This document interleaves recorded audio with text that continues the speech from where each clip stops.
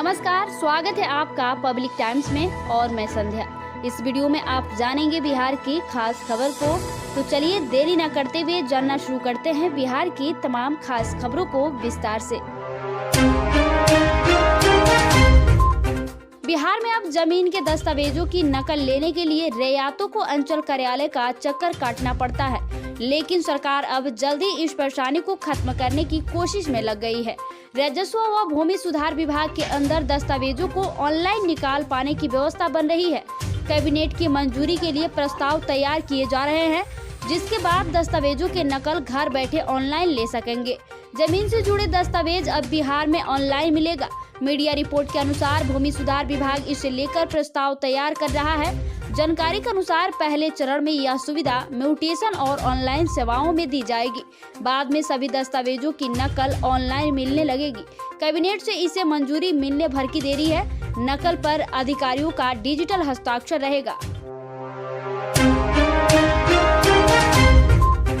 पटना सहित समूचे बिहार में रविवार की सुबह कोहरा और ठंड से सड़कों पर सन्नाटा पसरा रहा। प्रदेश में अगले 48 घंटे में ठंड और कम होगी। दिन का पारा बढ़ने की संभावना है। बिहार में बारिश के चलते तेज हवाओं ने मौसम में ठंड बढ़ा दी है। मौसम विभाग के अनुसार बूंदाबांदी के साथ कोहरे का कहर जारी रहेगा। आने वाले 1-2 दिनों में भारी बारिश हो सकती है। राजस्व एवं भूमि सुधार विभाग विभिन्न श्रेणी के 2247 से अधिक पदों पर नियुक्ति करने जा रहा है। विशेष सर्वेक्षण के लिए सहायक बंदोबस्त पदाधिकारी, कानूनज्ञों, अमीनों और लिपिक रिक्त पदों को भरने का पूरा जिम्मा भू अभिलेख एवं परिमाप निदेशालय को दिया गया है। निदेशालय इसी साल ऑनलाइन आवेदन लेगा। पूरी प्रक्रिया कंप्यूटराइज्ड होगी। इस बहाली में किसी भी तरह का मानवीय दखल नहीं होगा।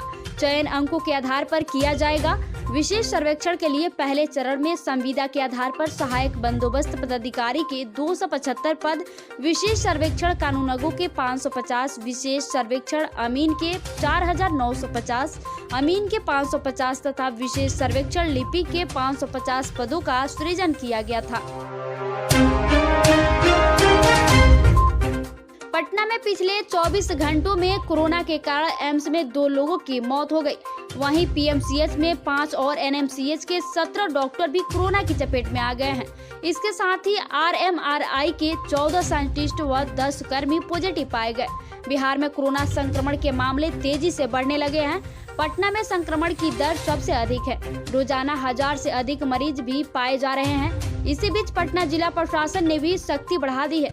धावा दल पटना की सड़कों पर उतरकर मास्क चेकिंग अभियान चला रहा है। पुलिस सड़कों पर आने जाने वाले आम लोगों और वाहन के चालकों व सवारियों पर नजर बनाए हुए हैं।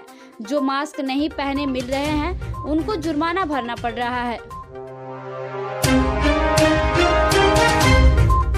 भोजपुर जिले में अवैध बालू लोड करने की सूचना पर संदेश पुलिस छापेमारी करने के लिए थाना क्षेत्र के सारीपुर गांव के समीप सोन नदी में पहुंची हुई थी। घटना शनिवार की शाम की बताई जाती है। पुलिस के मौके पर पहुंचते ही ग्रामीणों ने पथराव शुरू कर दिया। इसमें संदेश थाना अध्यक्ष दीपक कुमार झा समेत 2 पुलिसकर्मी जख्मी हो गए। घटना के बाद अफरा तफरी मच गई। बाद में जिले से पर्याप्त पुलिस बल को बुलाया गया और छापेमारी अभियान शुरू किया गया। धान के किसान अनुदान के लिए भटक रहे हैं। धान की बुआई के समय बीज पर जो अनुदान दिया जाना था वह अब तक नहीं मिल सका है, जबकि धान की फसल तैयार हो गई है। दरअसल श्री विधि से खेती करने वाले किसानों को प्रति एकड़ बीज पर अधिकतम 3360 रुपया अनुदान दिया जाना है, जबकि सीधी बुआई यानी DSR विधि से धान की बुआई करने के लिए किसानों को 2680 रुपया अनुदान दिया जाना है, लेकिन यह अनुदान अब तक किसानों को नहीं मिल सका है। दूसरे प्रदेशों से बिहार के लोग लॉकडाउन के डर से नाउमीदी की गठरी लेकर अपने शहर और गांव को लौटने लगे हैं। दिल्ली, मुंबई सहित अन्य शहरों से रोजाना सैकड़ों लोग ट्रेन से लौट रहे हैं। उन्हें चिंता सता रही है कि अचानक लॉकडाउन लगा तो घर लौटने के लिए काफी संघर्ष करना पड़ेगा। हालांकि पहले की तरह भगदड़ की स्थिति अभी नहीं है। बिहार में विशेष भूमि सर्वेक्षण के लिए एक बार फिर बहाली होने जा रही है। पदों की संख्या 2500 से अधिक है। सहायक बंदोबस्त पदाधिकारी, कानूनगो, विशेष सर्वेक्षण अमीन, संविदा अमीन और लिपिक के रिक्त पद भरे जाएंगे। ये बहाली संविदा आधारित होगी। भू अभिलेख एवं परिमाप के निदेशक जय सिंह ने शनिवार को यह जानकारी दी। उन्होंने बताया कि आवेदन ऑनलाइन लिए जाएंगे। बगैर किसी मानवीय हस्तक्षेप के कंप्यूटर के जरिए आवेदनों की छंटनी होगी। बिहार का मौसम तेजी से बदल रहा है। पिछले 2 दिनों से प्रदेश में धूप से लोगों को काफी राहत मिल रही है। शनिवार को राजधानी में न्यूनतम तापमान 12.4 डिग्री सेल्सियस रिकॉर्ड किया गया। अब रविवार को प्रदेश के पश्चिमी भाग के मौसम में व्यापक बदलाव के संकेत हैं। रविवार को राज्य के पश्चिमी इलाके में आकाश में बादल छाने के साथ साथ हल्की बारिश हो सकती है। मौसम का यह मिजाज सोमवार तक बना रह सकता है। सहरसा का आगवानपुर शनिवार को राज्य का सर्वाधिक ठंड दिन रहा। वहां पर न्यूनतम तापमान 9.7 डिग्री सेल्सियस रिकॉर्ड किया गया। राज्य के कुछ हिस्सों में सुबह कोहरा छाने के भी असर है।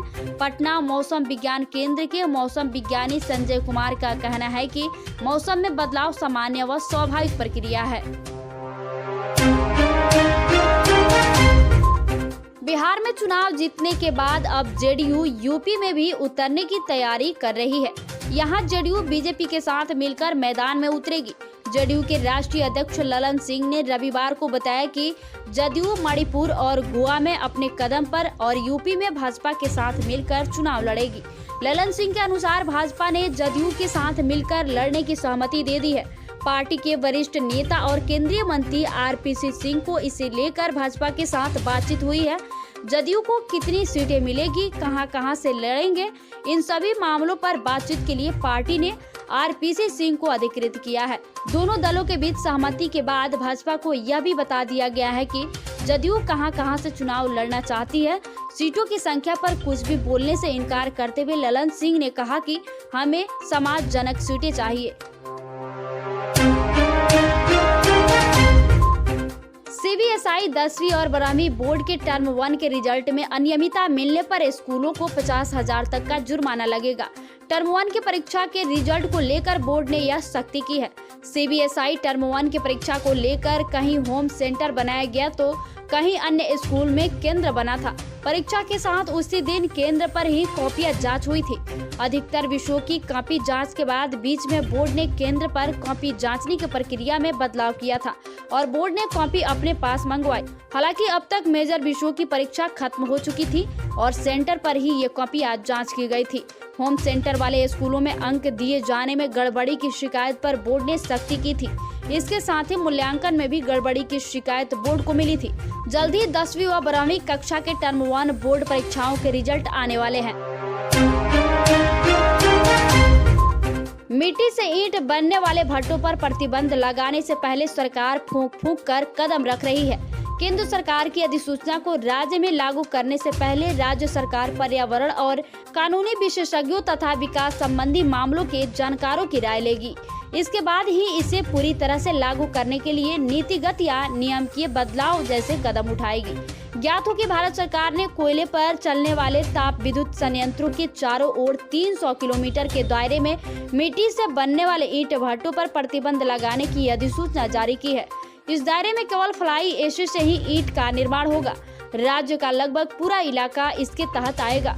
राज्य सरकार की सबसे बड़ी चिंता यह है कि अचानक ईंट भट्टों पर रोक लगाने से विकास कार्य ठप हो सकते हैं। बिहार के 5 अदालतों में सीबीआई जांच से जुड़े 320 मुकदमे विचाराधीन हैं। इन मुकदमों में तेजी लाने के लिए सीबीआई ने पटना हाई कोर्ट के रजिस्ट्रार को पत्र लिखकर गिरफ्तारी के डर से भूमिगत हुए आरोपितों के खिलाफ निचली अदालतों के द्वारा अरेस्ट वारंट जारी करने का अनुरोध किया है। सीबीआई ने मद्रास हाई कोर्ट की मुद्दर बेंच द्वारा पारित आदेश का हवाला दिया है। मदुरै बेंच ने WP में सीबीआई को आदेश दिया था कि देश भर में निचली अदालतों में विचाराधीन मुकदमे में तेजी के लिए संबंधित राज्यों के हाई कोर्ट के रजिस्ट्रार को देकर वारंट, गवाही, गिरफ्तारी आदि के लिए सहयोग मांगे। बिहार के मधेपुरा में 11 बार कोरोना की वैक्सीन लगाने का दावा करके चर्चा में आए ब्रह्मदेव मंडल मुसीबत में फंस गए हैं। उनके खिलाफ पुलिस ने एफआईआर दर्ज की है। पुरैनी के एसएचओ ने कहा कि प्राथमिक स्वास्थ्य केंद्र पीएचसी पुरैनी ने ब्रह्मदेव मंडल के खिलाफ शिकायत दर्ज कराई थी। मामले की जांच चल रही है। तो ये थी बिहार की खास खबर। धन्यवाद।